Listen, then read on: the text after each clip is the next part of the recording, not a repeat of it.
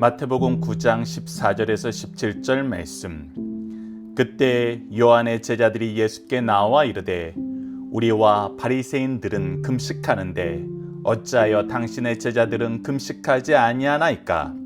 예수께서 그들에게 이르시되 혼인집 손님들이 신랑과 함께 있을 동안에 슬퍼할 수 있느냐? 그러나 신랑을 빼앗길 날이 이르리니 그때에는 금식할 것이니라. 생배 조각을 낡은 옷에 붙이는 자가 없나니 이는 기운 것이 그 옷을 당겨 헤어짐이 더하게 되며 새 포도주를 낡은 가죽 부대에 넣지 아니하나니 그렇게 하면 부대가 터져 포도주도 쏟아지고 부대도 버리게 됨이라. 새 포도주는 새 부대에 넣어야 둘이 다 보존되느니라. 아멘. 안녕하세요. 승리한 상가족 여러분, 그리고 강성성경연구원 여러분, 오늘은 마태복음 48번째 시간으로 마태복음 9장 14절에서 17절 말씀을 새 포도주는 새 부대에 넣어야 모두 보존된다 라는 제목으로 함께 말씀을 나누도록 하겠습니다. 승리한 삶은 박유일 목사님의 구속서로 조망한 성경 연속 강해집을 통해서 편집이 되어 있습니다. 이번 달 저희들이 함께 나누는 8장에서 13장까지의 내용은 강해집 마태복음 2권을 통해서 편집이 되어 있습니다. 말씀을 좀 더 깊이 있게 묵상하고 싶으신 분들, 혹은 신약을 전체를 공부하고 싶으신 분들은 신약이 30권으로 완간되었기 때문에 강해집을 참조해 주시길 부탁드립니다. 자, 오늘 본문 말씀으로 들어가 보도록 하겠습니다. 14절입니다. 그때라고 시작을 합니다. 그때는 언제입니까? 바로 예수님께서 세리였던 마태를 부르고 마태의 집에서 세리들과 죄인들과 함께 잔치를 베풀었던 그때입니다. 이때 우리가 어떤 사건을 확인했었습니까? 바리새인들이 죄인들과 함께 지내는 것을 비난했었습니다. 그러나 예수님께서는 이 일을 통해서 하나님께서는 죄인을 부르시기를 기뻐하시고 죄인이 회개하여 돌아오시는 것을 가장 즐거워하신다는 것을 성경 말씀을 통해서 가르쳐주고, 하나님의 뜻은 바로 죄인을 구원하는 것에 있음을 우리에게 가르쳐줬습니다. 이때 세례 요한의 제자들이 예수님께 나와 다음과 같이 항의를 하고 있습니다. 14절 말씀을 봅시다. 제자들이 예수께 나와 이르되 우리와 바리새인들은 금식하는데 어찌하여 당신의 제자들은 금식하지 아니하나이까? 즉, 지금 현재 우리는 정해진 규례로 금식을 하고 있는데 당신의 제자들은 왜 금식하지 않냐는 것입니다. 왜 잔치를 벌이고 있냐는 것입니다. 왜 우리가 하는 좋은 일을 함께하지 않느냐는 것입니다. 앞서는 죄인들과 함께하고 있다는 것에 대해서 비난을 했었는데 그 비난이 먹히지 않자 이제 좋은 일을 하지 않는 거에 대해서 지금 항변을 하는 것입니다. 우리가 이 지점에서 다시 한번 금식에 대한 성경적인 가르침을 잠깐 복습해보는 시간을 갖도록 하겠습니다. 이미 우리가 마태복음 32강을 통해서 간략하게 살펴봤던 것인데 성경을 통해서 금식이 선포되었던 예를 한번 살펴보도록 하겠습니다. 간략하게 한번 보겠습니다. 첫 번째는 간절한 간구로 금식을 했던 적이 있습니다. 바로 다윗의 경우였죠. 다윗이 그 아이를 위하여 하나님께 간구하되 다윗이 금식하고 안에 들어가 밤새도록 땅에 엎드렸으며 라고 얘기했습니다. 밧세바를 통해서 아이를 낳았던 것에 대해서 하나님의 징계가 선포되자 그 아이를 위해서 금식하고 하나님께 간구했던 그 사건입니다. 두 번째는 민족의 문제를 위해서 금식했던 경우입니다. 스가랴서 8장 21절입니다. 그때 내가 아하와 강가에서 금식을 선포하고 우리 하나님 앞에서 스스로 겸비하여 우리와 우리 어린아이와 모든 소유를 위하여 평탄한 길을 그에게 간구하였으니 라고 얘기하면서 민족을 위해서 합심하여서 기도한 경우입니다. 세 번째는 회개의 기도였습니다. 요엘서 2장 12절 말씀을 보면 여호와의 말씀에 너희는 이제라도 금식하고 울며 애통하고 마음을 다하여 내게로 돌아오라고 하셨나니 라고 얘기하면서 회개할 때 금식을 선포하게 됩니다. 네 번째는 사명을 위해서입니다. 바로 예수님께서 공생애를 시작하기 전에 광야에 나가서 40일간 밤낮으로 금식하며 줄인 기도의 역사를 얘기해 줍니다. 마태복음 4장 2절입니다. 40일을 밤낮으로 금식하신 후에 줄이신지라. 다섯 번째는 임직 때입니다. 사도행전 13장 2절에서 3절에 바나바와 바울을 파송할 때입니다. 주를 섬겨 금식할 때 성령이 이르시되 내가 불러시키는 일을 위하여 바나바와 사울을 따로 세우라 하시니 이에 금식하며 기도하고 두 사람에게 안수하여 보내니라. 마지막으로 헌신을 위해서 금식하는 경우입니다. 이사야서 58장 6절에서 7절입니다. 내가 기뻐하는 금식은 흉악의 결박을 풀어주며 멍에의 줄을 끌어주며 압제당하는 자를 자유하게 하며 모든 멍에를 꺾는 것이 아니겠느냐. 또 줄인 자에게 내 양식을 나누어 주며 유래하는 빈민을 집에 들이며 헐벗은 자를 보면 입히며 또 내 골육을 피하여 스스로 숨지 아니하는 것이 아니겠느냐라고 기록되어 있습니다. 앞서서 설명드렸던 것처럼 이스라엘 민족이 정기적으로 이 금식을 할 때에는 마지막에 헌신의 모습, 내 이웃을 돕기 위해서, 내 이웃에게 봉사하기 위해서 금식했던 의미가 많이 포함되어 있다는 것이 학자들의 연구 중에 하나라는 것을 여러분들과 나눴던 적이 있습니다. 그런데 우리가 이미 마태복음 32강을 통해서 마태복음 6장 말씀을 통해서 확인했던 것처럼 이 금식은 어떻게 해야 되는 거였습니까? 마태복음 6장 16절로 18절 말씀을 다시 한번 보면 금식할 때에는 너희는 외식하는 자들과 같이 슬픈 기색을 보이지 말라. 즉 이 금식이 나의 자랑, 나의 영광을 드러내기 위해서 외식하는 자처럼 하면 안 된다는 것입니다. 드러내고 할 일이 아니라는 거예요. 그들은 금식하는 것을 사람에게 보이려고, 무엇하려고? 사람에게 보이려고 한다는 것입니다. 사람에게 보이려고 하는 금식은 하나님께서 기뻐하는 금식이 아니라는 것입니다. 얼굴을 흉하게 하느니라. 내가 진실로 너희에게 이르노니 그들은 자기 상을 이미 받았느니라. 이것이 왜 자기 상을 받은 거였어요? 사람들에게 보이고 싶어서 금식을 하였기 때문에 사람들에게 보여서 인정받았어요. 저 사람은 참 금식을 잘하는구나. 금식하면서 이런 좋은 일을 하는구나. 저 사람들은 참 열심히 사는구나. 이렇게 칭찬을 받는다는 거예요. 이들은 칭찬을 받기 위해서, 사람들에게 보이기 위해서 금식했고 그 칭찬을 받았기 때문에 더 이상 상이 없다는 것입니다. 이미 상을 받았다는 것입니다. 그래서 어떻게 해야 되냐면 진정한 금식, 하나님께 하는 금식, 하나님 앞에 무릎 꿇는 금식, 하나님과의 관계에서 하는 금식은 어떻게 해야 되냐면 너는 금식할 때에 머리에 기름을 바르고 얼굴을 씻으라. 이는 금식하는 자로 사람에게 보이지 않고 오직 은밀한 중에 계신 내 아버지께 보이게 하려 함이라. 은밀한 중에 보이시는 내 아버지께서 갚으시리라. 너희들이 정말 앞서 우리가 금식에 대해서 함께 나눴던 그 모든 내용에 대해서는 사실 이것은 누구 앞에 하는 거냐면 하나님 앞에 하는 겁니다. 하나님께 간구하고, 그러니까 하나님을 의지하지 않으면은, 하나님 앞에 생명을 걸고 우리가 매달리지 않으면은 죽을 수밖에 없고 무능한 우리라는 걸 인정하고 하나님 앞에 하는 거였어요. 그렇기 때문에 우리는 이것을 은밀한 중에 해야 된다는 예수님의 가르침을 미리 확인했습니다. 그런데 지금 요한의 제자들은 어떤 모습으로 나오는 거예요? 이것을 은밀한 중에 하는 것이 아니라 우리 모두가 하는 것인데, 공동체가 공개적으로 하는 것인데 왜 제자들이 이곳에 참여하지 않습니까? 라고 비난을 하는 거예요. 그래서 첫 번째 문제, 요한의 제자들은 무엇에 대하여 예수님과 제자들을 비난하였나요? 특히 오늘 본문 말씀에서 당신의 제자들은 금식하지 않았을까 이렇게 얘기하는데, 이 얘기는 뭐예요? 지금 당신이 죄인들과 함께 잔치하는 거, 당신의 이름을 내가 직접 거론하진 않지만 당신이 지금 잘못하고 있다. 당신이 잘못하니까 당신의 제자들도 이것을 따라서 잘못하고 있는 것이 아니냐. 이런 의미에서 당신의 제자들은 금식하지 않았을까 이렇게 물어본 것이죠.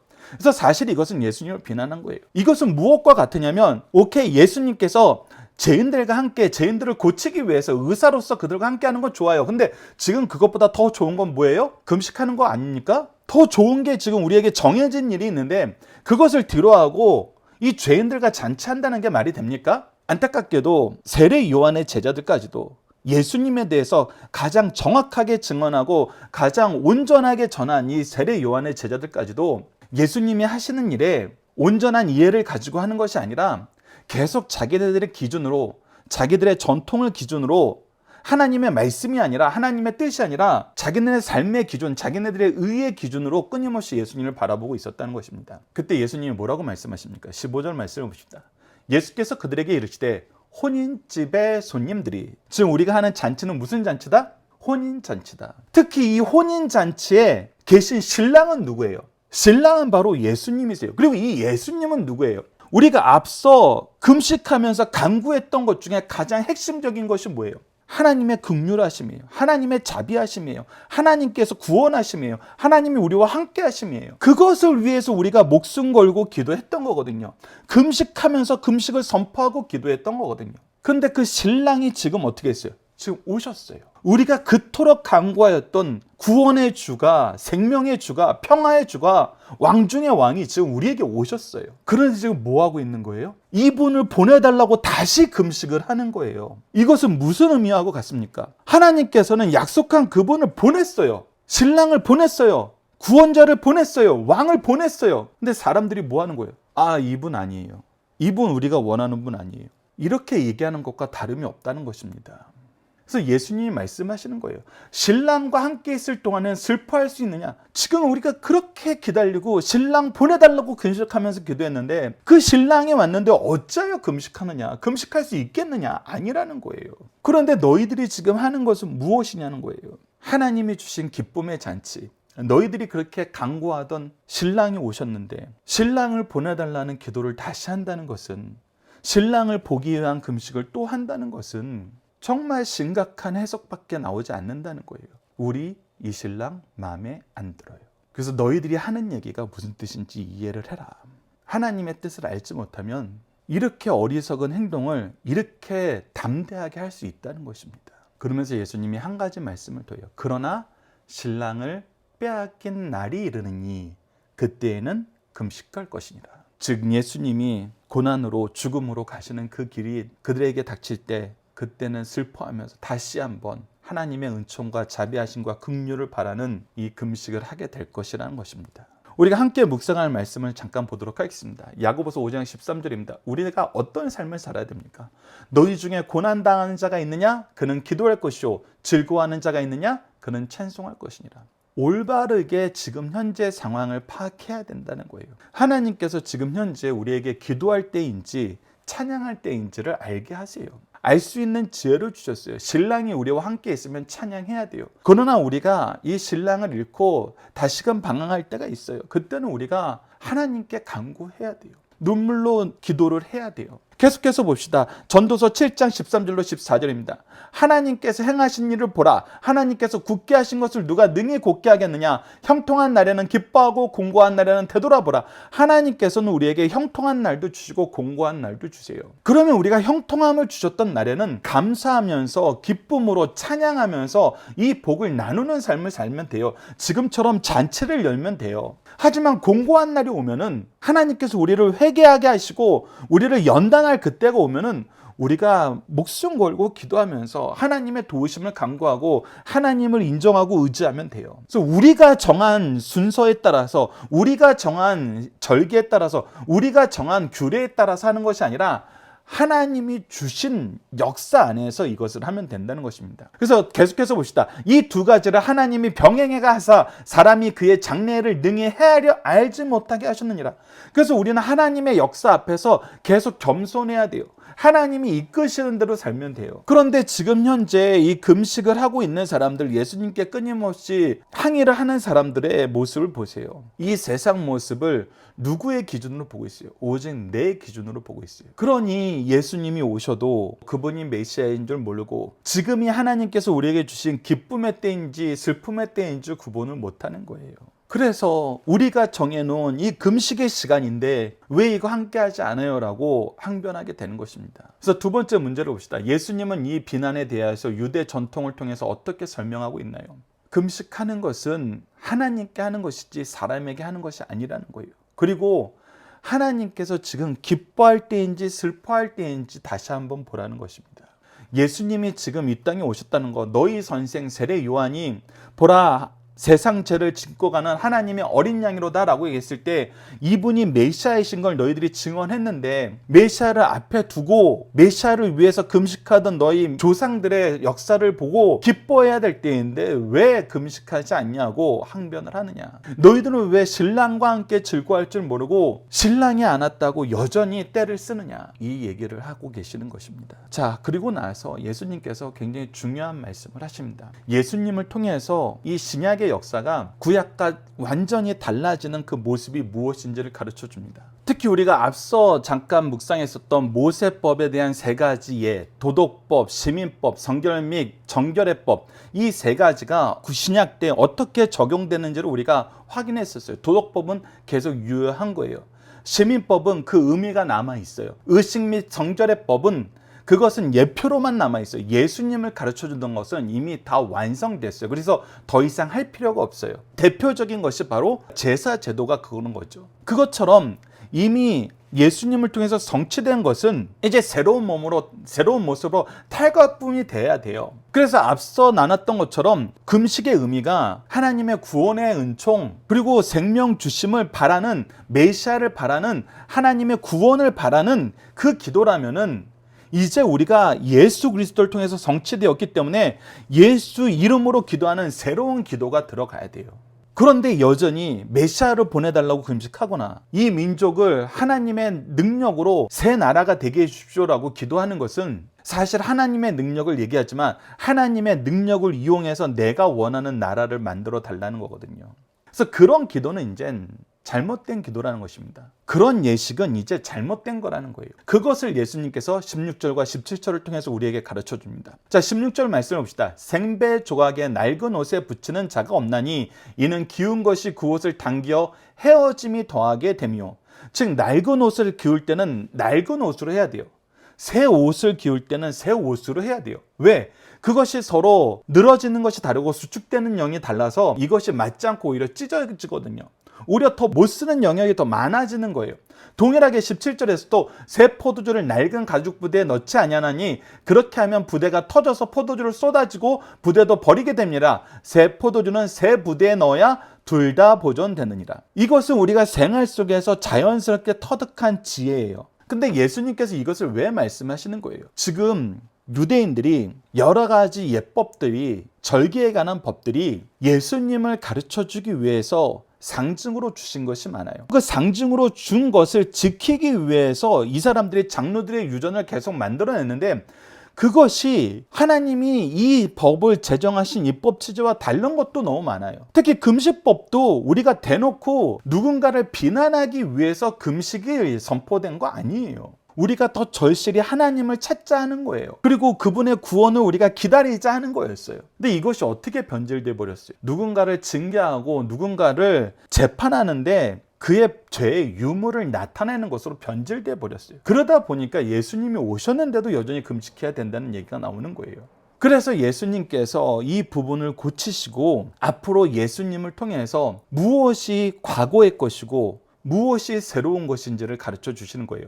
그것을 이제 너희들이 구별해서 해석할 수 있어야 된다는 거예요. 이런 부분은 우리가 어디서 확인할 수 있습니까? 사복음서 이후에 사도행전에서 그 이후에 여러 가지 규례에 대해서, 먹는 것에 대해서, 입는 것에 대해서, 절기를 지키는 것에 대해서 얼마나 많은 혼선들이 와요. 특히 유대인들은 이방인들을 통해서 세워진 교회를 찾아다니면서 뭐를 하라 그래요? 할례 받으라 그러고, 유대인들이 그동안 지켜왔던 모든 규례를 지키지 않으면 너희들 하나님 믿는 거 아니다, 예수님 믿는 거 아니다 라고 얘기를 하는 거예요. 그때마다 사도들이 얼마나 그 부분에 대해서 회의를 하고 교회에서 그 부분에 대해서 올바른 해석을 하기 위해서 얼마나 노력했어요. 그래서 이런 부분이 우리에게 굉장히 중요한 부분이라는 거예요. 이 부분을 우리가 잘 해야 된다는 거예요. 그래서 우리가 이 부분에 대해서 함께 묵상할 말씀을 보면 골로새서 2장 16절에서 17절을 봅시다. 그러므로 먹고 마시는 것과 절기나 초하루나 안식일을 이유로 누구든지 너희를 비판하지 못하게 하라. 이것들은 장래일의 그림자이니 몸은 그리스도의 것이니라. 즉 그리스도를 통해서 성취된 걸 가지고 계속해서 그거 안 한다고 비난하지 말라는 거예요. 예수 그리스도를 알게 하기 위해서, 예수 그리스도를 바로 믿게 하기 위해서, 예수 그리스도를 바로 받아들이게 하기 위해서, 예수 그리스도를 믿는 그 마음을 준비시키기 위해서 주신 것인데, 그분이 오기 전에 그분을 알아보게 하기 위해서 주신 것인데 그분이 오셨어요. 그리고 그분이 성취했어요. 그럼 이제 그분과 함께 다니면 되거든요. 우리가 예수님과 동행하면 되거든요. 근데 여전히 그걸 거절하고 과거의 예수님을 기다렸던 그 모습이 아름답다는 거예요. 그러면서 뭘 거절하는 거예요? 예수님을 거절하는 거예요. 오늘 14절에서 15절 말씀이 여러분들 단회적인 사건으로 끝난 게 아니에요. 사도들이 전 세계에 복음을 전하러 다닐 때 이 일이 계속 반복해서 일어났어요. 그래서 계속 경고하시는 거예요. 이것으로 비판받지 않게 해라. 이것으로 시험 들게 하지 말라. 끊임없이 얘기해주고 계시는 겁니다. 고린도후서 5장 17절 한 절 또 봅시다. 그런즉 누구든지 그리스도 안에 있으면 새로운 피조물이라. 이전 것은 지나갔으니 보라 새 것이 되었도다. 이전 것과 새 것의 의미의 차이를 여러분들 잘 이해하셔야 됩니다. 특히 이 부분을 앞서 말씀드렸던 대로 우리가 앞서 묵상했던 모세법에 대한 이 세 가지 카테고리의 해석, 도덕법은 여전히 있습니다. 시민법은 그 시대에 따라서 새로운 해석이 들어올 수 있습니다. 의식 및 성결의법은 이미 완성됐습니다. 그렇다면은 우리가 지금 얘기하고 우리가 지켜야 된다는 것이 예수님을 기준으로 어느 것이 맞는지, 예수님이 우리에게 가르쳐준 말씀을 기준으로 어떤 모습이 맞는지는 우리가 항상 살펴봐야 돼요. 그러나 또 주의해야 될 거, 예수님이 이 모든 절기를 지키시면서 모든 규례를 다 이루시면서도 쉬지 않으시는 게 두 가지가 있어요. 바로 그것이 무엇이냐면 밤낮으로 기도하신 것과 말씀을 계속해서 전하신 거예요. 그래서 말씀을 배우고 가르치는 것과 기도는 구약에서부터 신약 전체에 이르기까지 한 번도 중단된 적이 없고 이것의 중요성에 대해서 한 번도 강조하지 않은 적이 없어요. 그러니 여러분, 이것도 교회의 규례네, 이것도 교회의 절기네라고 얘기하면서 성경 공부하는 거 등한시하지 마십시오. 기도하는 거 등한시하지 마세요. 기도와 말씀은 항상 해야 되는 것이고 날마다 해야 되는 것이고 주야로 묵상하면서 쉬지 말고 기도해야 된다는 것이 성경에서 끊임없이 가르쳐 주는 것입니다. 이거보다 더 우리에게 능력 주시는 하나님의 역사는 없기 때문이에요. 그래서 우리가 잘못된 길로 가지 않기 위해서는 말씀과 기도는 더 철저히 해야 됩니다. 그래서 세대를 이어서 하나님의 능력을 우리에게 주시는 가장 확실한 방법입니다. 여러분들께서도 말씀과 기도는 더 깊이 있게 여러분 삶 속에 자리 잡을 수 있도록 노력해 주시기를 부탁드립니다. 자, 이제 문답으로 나눈 중심 사상을 보도록 하겠습니다. 계속해서 3가지 질문을 통해서 여러분들이 오늘 말씀을 복습하게 하고 또 복습한 내용을 우리 신앙의 선배들이 적어놓았던 글을 통해서 특히 박유일 목사님이 정리해놓은 내용을 통해서 여러분들이 확인하는 시간을 갖습니다. 이것을 통해서 여러분들이 말씀 안에서 바르게 말씀을 이해했는지 혹은 이것을 통해서 여러분들이 새로운 궁금증이 생긴다면은 여러분들이 댓글을 통해서 이 부분을 남겨주시면 저희들이 정리를 해서 다시 한번 여러분들에게 소개하는 시간을 갖도록 하겠습니다. 자, 오늘 문답으로 나눈 중심사상을 하나씩 확인해 보도록 하겠습니다. 첫 번째, 왜 그리스도인은 자신의 행위를 자랑하지 말아야 하는가입니다. 외식이 되어 자기 자랑으로 남을 비판하게 되기 때문입니다. 비판하는 것은 우리의 일이 아닙니다. 판단하는 것은 우리의 일이 아니에요. 분명히 우리가 지난 시간에 확인을 했습니다. 예수님 당시나 오늘의 기독교인이나 기도, 금식, 구제는 신앙의 주요 행위입니다. 그중 기도는 하나님에 대한 행위요, 구제는 인간에 대한 행위며 금식은 자신에 대한 행위입니다. 그런데 이 금식이 자기 행위를 과시하는 외식이 되어버렸어요. 그러자 사람들 앞에서 자신을 자랑하며 금식하지 않는 자들을 정죄하기까지 이른 것입니다. 금식이 잘못된 행위는 아니지만 이것을 행함이 있어 자기의 사상과 행위가 다른 사람을 비난하는 기준이 되어서는 안 됩니다.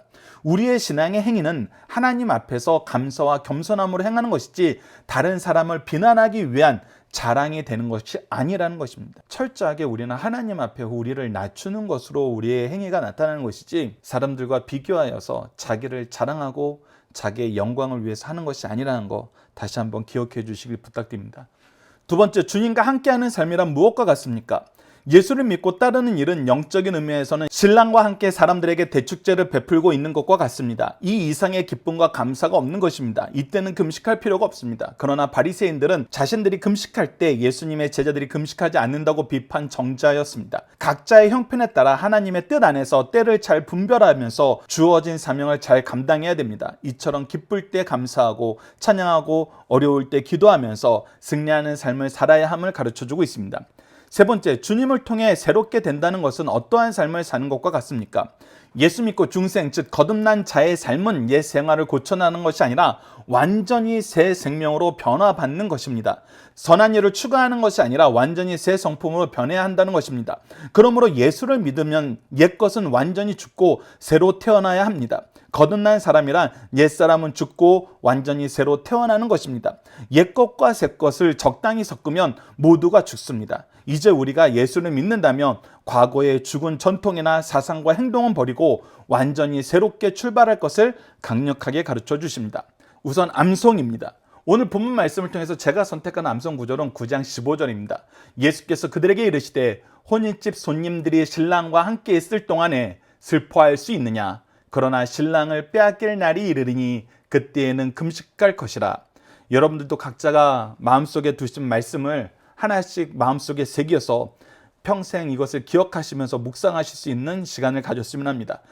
오늘 본문 말씀을 통해서 다음과 같은 고백과 결단을 나누고 싶습니다. 예수 그리스도를 통해 우리의 신앙을 항상 점검하게 하시고 말씀을 통해 주님을 바로 알고 주님을 통해 우리의 삶을 조망하며 거듭난 삶을 살게 하소서. 이제 기도를 함께 나누는 시간 갖도록 하겠습니다. 특히 자녀들과 기도 훈련할 때는 다음과 같은 5단계로 기도 훈련을 이끌어 주시기 바랍니다. 첫 번째는 구속의 역사에 나타나 하나님을 배우고 고백하는 것이고, 두 번째는 우리를 위해서 먼저 행하신 일을 감사하는 것이고, 세 번째는 하나님의 뜻을 따르지 못함을 회개하고, 네 번째는 주님 뜻 이루는 데 쓰임받도록 도우심을 간구하면서 마지막으로는 구속을 이루신 예수님 이름으로 기도하는 것입니다. 오늘 본문 말씀을 통해서 다음과 같이 함께 기도합시다. 우리에게 감사와 기쁨을 충만하게 하시는 하나님, 예수님을 통해 새롭게 되는 삶을 알게 하시고 교회를 통해 누리게 하심을 감사합니다. 주님이 값없이 주신 은혜와 능력을 사랑으로 나누지 못하고 나의 자랑으로 여기며 비난하던 것을 용서하여 주소서. 예수 그리스도의 새롭게 하심을 따라 화목하게 하는 직분을 감당하게 하시고 우리에게 맡기신 영혼을 예수님의 마음으로 양육하며 축복의 통로가 되도록 도와주소서. 예수님 이름으로 기도드립니다. 아멘. 감사합니다.